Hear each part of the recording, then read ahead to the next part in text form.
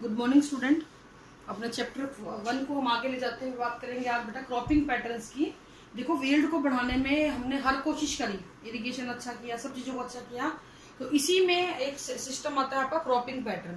Cropping pattern का मतलब ये होता है कि हम खेती बाड़ी का जो पैटर्न है उसको चेंज करें ताकि हम मैक्सिमम यील्ड ले सके। तो अलग अलग तरीके के पैटर्न्स को यहाँ पे हमने अडॉप्ट किया to increase the yield of crop, to increase the yield of crop की यील्ड को बढ़ाने के लिए हमने क्रॉपिंग पैटर्न को अडॉप्ट किया। इनमें कौन कौन से पैटर्न हम लोग लेते थे? Mixed cropping,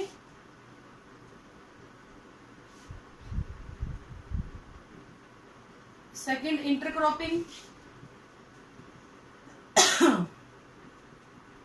and third crop rotation.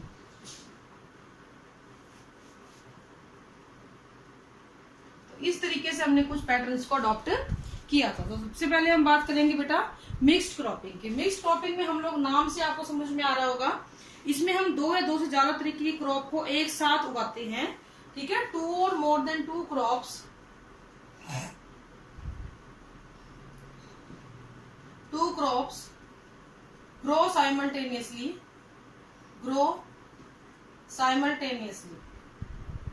ठीक है, अब इसमें होगा क्या? फॉर एग्जाम्पल किसी भी वजह से एक क्रॉप प्रोडक्शन आपका फेल हो गया तो आपको दूसरा वाला मिल जाएगा, अगर दूसरा भी हुआ तो आपको तीसरा वाला मिल जाएगा। तो कहने का मतलब ये है कि हर इन्वायरमेंटल कंडीशन या हर कोई पेस्ट सारे ही क्रॉप्स को खराब नहीं करेगा, कुछ ना कुछ प्रोडक्ट आपको मिलेगा ही मिलेगा। तो सेम पीस ऑफ लैंड पे जब आप दो या तीन से ज्यादा क्रॉप लगवाते हैं तो उसको मिक्स क्रॉपिंग बोलते हैं। यहाँ पे हम रैंडमली बीजों को इकट्ठा करके उनको मिक्स करके उसको खेतों में बो देते हैं। इस प्रैक्टिस में एटलीस्ट आपको एक क्रॉप प्रोडक्ट मिलना पूरा होता है, चाहे कोई पैथोजन का अटैक हो जाए चाहे कुछ भी हो जाए, दो तरीके के प्रोडक्ट आपको यहाँ पे जरूर मिलेंगे। ठीक है, अब हम बात करते हैं एग्जांपल की इसकी। लाइक व्हीट और मस्टर्ड उगा सकते हो एक साथ, व्हीट मस्टर्ड, व्हीट ग्राम, इसके अलावा ग्राउंड नट एंड सनफ्लावर, ये इसके एग्जाम्पल हैं जिन ऐसे फसलों के जिनको आप एक साथ उगा सकते हो। अब देखो जरा, इस पैटर्न के अंदर थोड़ी सी दिक्कत आती है। आपने मिक्स करके बीज फेंक दिए खेत के अंदर, तो उस केस के अंदर बहुत ज्यादा हार्वेस्टिंग के टाइम पे दिक्कत आने वाली होती है, काटने में दिक्कत आने वाली होती है। तो उस प्रॉब्लम को दूर करने के लिए हमने क्या किया? इंटरक्रॉपिंग करनी शुरू की।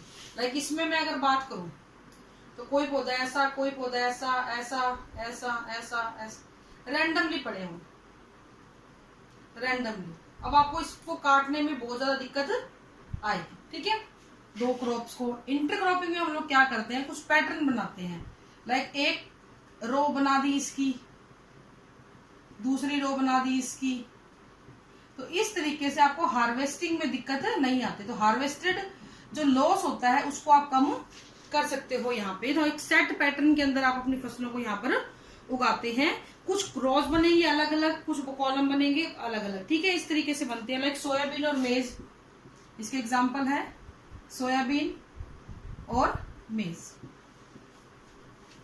ठीक है, इसके अलावा बाजरा, लोबिया, कॉटन, मूंग, कॉटन, मूंग, बाजरा, लोबिया।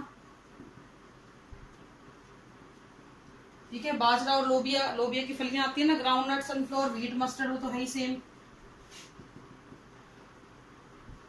व्हीट मस्टर्ड और ग्राउंड नट, सोयाबीन, बस कुछ नहीं करना है, दोनों में सेम ही चीजें हैं। फर्क इतना है, एक में हमने रैंडमली डाल दिया, दूसरे हमने थोड़ा तरीके से डाला ताकि हार्वेस्टिंग करते टाइम हमें दिक्कत ना आए। क्रॉप रोटेशन आप सबने पढ़ा हुआ है, इसमें हम सीजन टू सीजन क्रॉप्स को चेंज करते हैं। लाइक एक सीजन में अगर आपने कोई एक क्रॉप लगाई है तो उसी क्रॉप को आप अगली बार नहीं लगाएंगे, क्योंकि बार बार एक ही क्रॉप को अगर आप लगाते हो तो उस क्रॉप की जो पर्टिकुलर रिक्वायरमेंट ऑफ न्यूट्रिएंट होती है वो उसी को मिट्टी से निकालती रहेगी। तो उस पर्टिकुलर अमाउंट न्यूट्रिएंट की आपकी मिट्टी के अंदर क्या हो जाएगी? कमी हो जाएगी।